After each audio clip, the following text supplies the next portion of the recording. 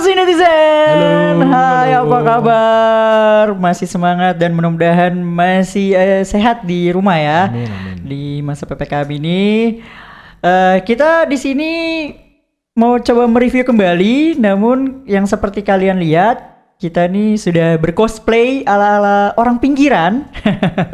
Karena dalam film kali yang kita akan review kali ini berhubungan dengan orang pinggiran yang berjudul Balada Sepasang Kekasih Gila. Ini kayak artis-artis film aja. Kita kan gembel. Gembel juga manusia kau. Buat modal nikah.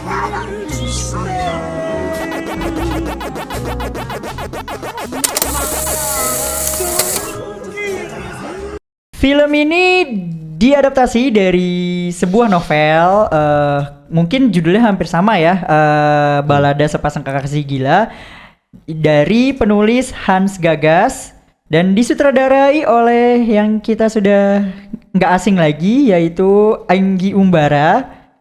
Kemudian diperankan oleh salah satu pebasket sombong, Bang Densu, Denny Sumargo.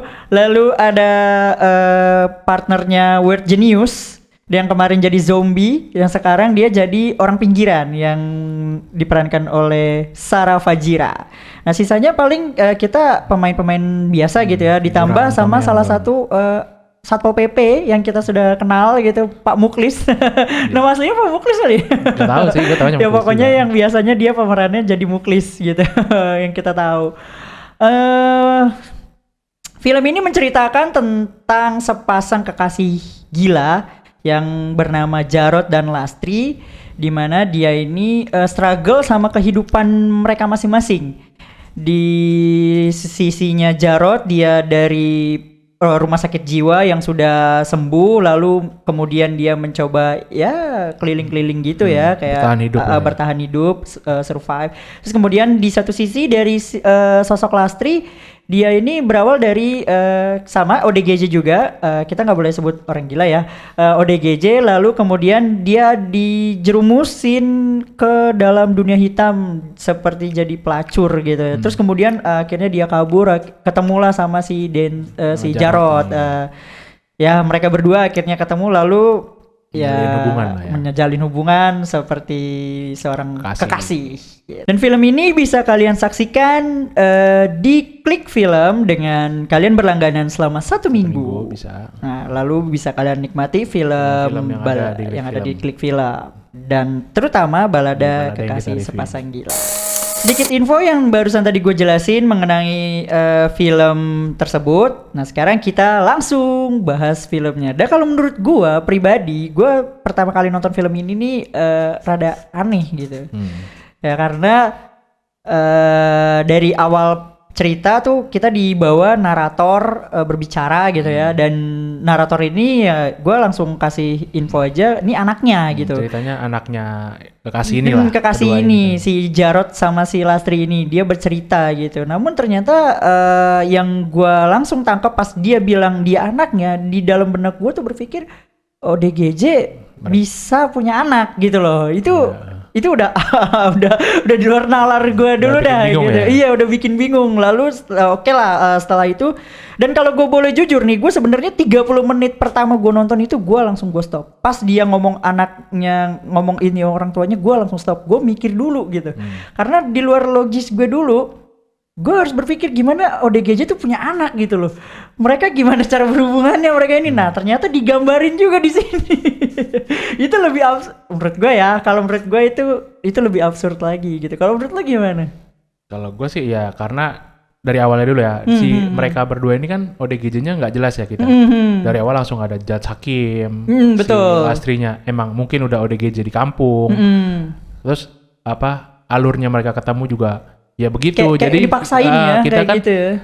berasumsi ini anaknya, nanti mereka gimana berdua punya anak jadi yang menceritakan itu. Nah jadi bikin bingung malahan, kenapa ini kok akhirnya beginilah, mungkin happy ending ya. Tapi ya itu akhirnya malah bingung kita, malah ODGJ-nya nggak fokus ke ODGJ, malah cerita mereka struggle di jalan. Iya. Jatuhnya juga narator isi anak ini menurut gue berfungsi Nggak dengan match sama baik, ceritanya ya? nggak baik, nggak maksud gue nggak guna banget gitu, maksudnya Tanpa ada narator pun jalan ceritanya iya tanpa dikasih tahu sama si anaknya sebagai narator itu juga menurut gue ini fine aja gitu, kita lebih nikmatinya Lebih nikmatin, dibanding dengan kehidupan narator, merekanya daripada dibanding ada dicampur narator kayak narator. gitu. Dan lagi yang bikin gue anehnya lagi tuh, ini menurut gue kayak yang ditampilin sama si Mas Anggi, Mas Anggi Umbara. Menurut gue ini kayak bukan sosok ODGJ yang kita tahu di luaran yang kita tahu lah ODGJ itu seperti sering apa. kita lihat ya. Yang sering kita lihat tuh kayak gimana. Justru malah gue lebih bercondong ini lebih kayak kita ini kayak gembel, iya. Kayak Kita. gembel yang mengemis di jalan gitu kan, yang pengen mencari makan atau kayak gimana gitu. Karena yang gue lihat itu ODGJ tuh nggak ada yang masih Nggak bisa ada- berpikir, nggak ada nalarnya. nalarnya juga nggak ada, walaupun even dia baru sembuh dari rumah sakit jiwa. Itu yang menurut gue pandang dari film ini gitu. Terus yang gue bingung lagi masalah ini timeline di filmnya. Kan dari iya, awal betul, benar. si Lasri udah di Aisur dari kampung, terus si itunya juga udah sembuh dan ketemu kan rambutnya pendek tuh. Iya. Terus ketemu lagi rambutnya panjang. Iya, Cepet banget kan kita nggak nggak- tahu range-nya waktunya. berapa lamanya Mereka ya. ketemu lagi terus tahu-tahu udah. Tapi si Denny Sumargonya si Jarotnya Jarot. masih rambutnya begitu. Iya, ya kan? rambutnya Dengan kayak lusuh-lusuhnya gitu. jadi nggak jelas timeline-nya. Tahu-tahu ketemu lagi, tahu-tahu ini lagi. Jadi ya Cuman- bikin bingung. Cuma dibilang waktu pas ketemu di yang kuburan, Di kuburan itu dia bilang berbulan-bulan udah gitu ya. berbulan-bulan Kita nggak gitu. tahu, kan, Kita nggak tahu berapanya gitu kan. Aku mencari kamu gitu ya kan, kan? ngebayangin kayak gitu. Iya bener timelinenya kurang. Terlebih lagi nih, langsung aja deh kita bahas ke karakternya nih Mas ya. Menurut gue sih Densu, si pebasket sombong ini kurang masuk gitu buat jadi seorang ODGJ gitu, karena postur tubuhnya dia masih bagus, terus kemudian wajahnya juga masih bersih gitu kan, dan kelihatannya keker sehat gitu. Yang namanya kita tahu ODGJ itu kan lusuh, nggak kelihatan lusuh-lusuhnya banget. Terlebih walaupun di gitu-gituin lah. Iya, dibikin dibikin kayak gimana pun ketahuan badannya masih kelihatan, iya, karena dia kan tegap atlet apa ya semua, jatuhnya kan. iya. Tubuh atlet tuh kelihatan banget, dan kalau gue lihat tuh kurang pas gitu, apalagi ditambah partnernya si Sarah Fajira udah cakep banget. Gak bisa Nggak dijelek-jelekin. Nggak Mau bisa. di make up apapun gak bisa jelek ya. Kalau kemarin di film hitam zombie oke, karena Karena bener-bener itu kan emang perubahan ke zombie beda. Oke, gue setuju karena kan sama-sama klik film nih, main filmnya di filmnya. Nah itu dia oke di zombie, di hitam itu jadi zombie. Tapi kalau dijadiin ke ODGJ atau orang pinggiran atau gembel whatever yang kita sebut tadi, menurut gue itu kurang gitu, karena nggak masuk gitu. Wajah dia parasnya udah cakep, udah cantik, dan tubuh dia udah indah gitu ya kan. Walaupun dipakein daster, rambutnya jelek-jelekin, terus kemudian sempat dijadiin pelacur rambut pendek, itu udah cantik, udah kelihatan cantik, udah bersih gitu ya kan. Tapi pas dibalikin lagi ke ini lagi nggak cocok menurut gue sih. Kalau lu gimana? Selain dari look ya, itu juga kayak menggambarkan ODGJ yang pinter. Iya benar-benar. Si Jarot abis keluar dari RSJ, tiba-tiba udah ada insting buat nyari duit, iya kan? Iya, ngumpulin itu ya. Kayak pemulung, terus dia kayak mau ngamen. Iya, kan? bener dia Kayaknya kayak insting, wah ini mah insting emang orang survive di jalan, Iya. bukan ODGJ mah nggak bakal mikir. nggak akan ada nalar kayak gitu, nggak Mungkin dia mau mikirinnya. makan apa-apa juga kan, lapar atau makan, tapi dia mikir banget itu. Makan juga kalau menurut gue nggak hampir nyari di tong sampah deh. Karena itu kan mikir dia, bener-bener mikir itu kayak gimana gitu, cari bener-bener. makan. Ya kan? Bener-bener kayak kelihatan banget ya. Di sisi Lasri juga di awal-awal mungkin yang kita lihat di kampung kan bener-bener gila. Tapi kesananya malah kok makin waras dia. Iya kan, malah baca buku, ngebilangin si Jarotnya, ya kan terlihat makin waras. Mungkin terlihat sembuh ya. Justru malah gue nggak lebih sih, maksudnya ada karakter-karakter lain nih dalam film ini mending ya. Yang mana tuh?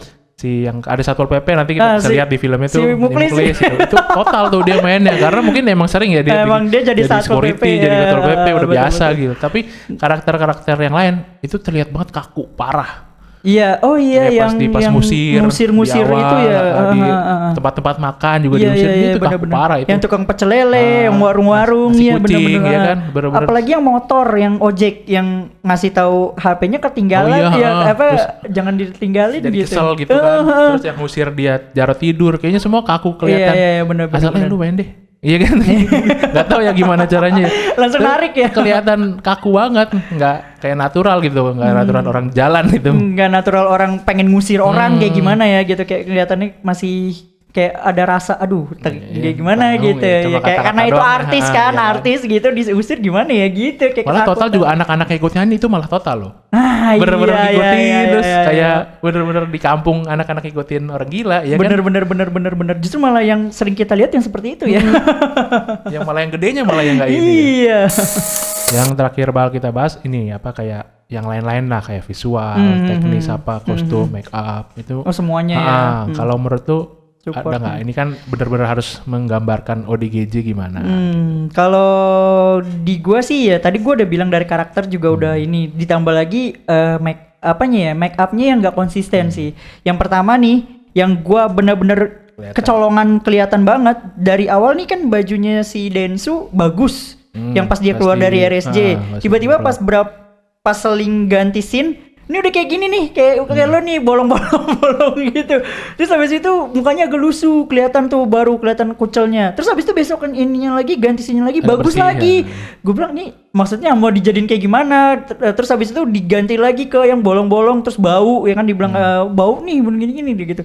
Itu menurut gue nggak konsis banget. Tambah lagi si Sarah juga. Sarah, gue justru lebih suka si Sarah Fajira itu yang di pertama kali. Di awal-awal, Iya ya. di awal-awal dia bener-bener kayak kelihatan orang ODGJ banget, looknya, make upnya, lusuhnya kelihatan. Tapi pas setelah dari itu udah dibilang diusir, udah pergi. Oh setelah dari pelacur itu? Sebelum yang pas mau diculik, itu kan kelihatan rambutnya udah bagus. Udah rapi lah. Udah rapi, terus tuh diculik, habis itu dijadiin pelacur tuh udah nggak make sense sih buat gua sih kelihatannya. Kalau menurut lo gimana? Kalau gue sih ini sih properti filmnya ya kayak kelihatan banget udah disiapin. Iya, Kayak misalnya di rumah sakit. Di rumah sakit itu ya, aduh kesel banget gue juga tuh. Bener-bener udah kayak kandang ya. Tapi disiapinnya itu aneh. Iya jatuhnya. Isolasi. Iya, kan? tulisan. Malah jadi kandang apa itu kotak nggak jelas. Ih kandangnya si Jarod itu kan. Jadi Iya, kayak kandang orang, tapi kan nggak kayak gitu juga kan. Rumah sakit juga nggak separah makanya itu gue bilang kayaknya tuh Lebay propernya lah. terlalu Lebay. berlebihan gitu kan, ngurung salah satu orang yang punya ODGJ gitu pakai khusus disatuin gitu doang, padahal pas masuk kita lihat rame-rame ada kan tempat di ada situ. kamar juga, iya ya kan? Wah kampret banget itu di situ. Nah mungkin yang terakhir nih gue masukkan juga buat klik filmnya. Klik film nih kontrasnya kalau misalkan lagi malam di Gelap filmnya gelap banget itu, dan tambah lagi nggak ada subtitle. Itu sih karena kan kita lihat di sini si Sarah atau si Lastri itu ngomong bahasa Jawa gitu kan, beberapa bagian. beberapa gitu kan, tapi kita kan nggak tahu Yang gitu, nggak tahu yang nggak Jawa tahu nggak Jawa tahu, mana nggak tahu gitu, kayak termasuk gua gitu kan, itu nggak ditambahin subtitle sih. Itu menurut gue masukan banget buat klik film gitu. Jadi menurut gua kesimpulan dari film Balada Sepasang Kekasih Gila ini worth nggak worth lah ya. Karena yang gue lihat di satu sisi mungkin Mas Anggi Umbara ini pengen ngangkat isu-isu yang ada di dalam film tersebut gitu. Walaupun gue nggak baca novelnya, tapi menurut gue pengemasannya itu agak sedikit kurang gitu dengan penjelasan yang barusan tadi kita jelasin semua gitu. Overall gue bisa kasih skor untuk film ini karena mereka karakternya 2, jadi ya udah 2/10. Wow, sadis ya. Kalau gue nih ya langsung aja. Jadi karena gue suka baca buku ya, jadi gue tahu karena banyak komen-komen bukunya bagus. Terus dan kita nggak ngelihat kebagusan bukunya di filmnya. Berarti kan istilahnya gagal dong. Ya jadi ya apalagi kalau ini kalian nikmatin dalam bentuk film yang full, itu ya nggak enak. Betul. Jadi menurut gue nggak worth it. Jadi mendingan lu nonton film yang lain di klik film. Dan gue kasih nilai ya lebih tinggi dari dia lah, 3,5/10.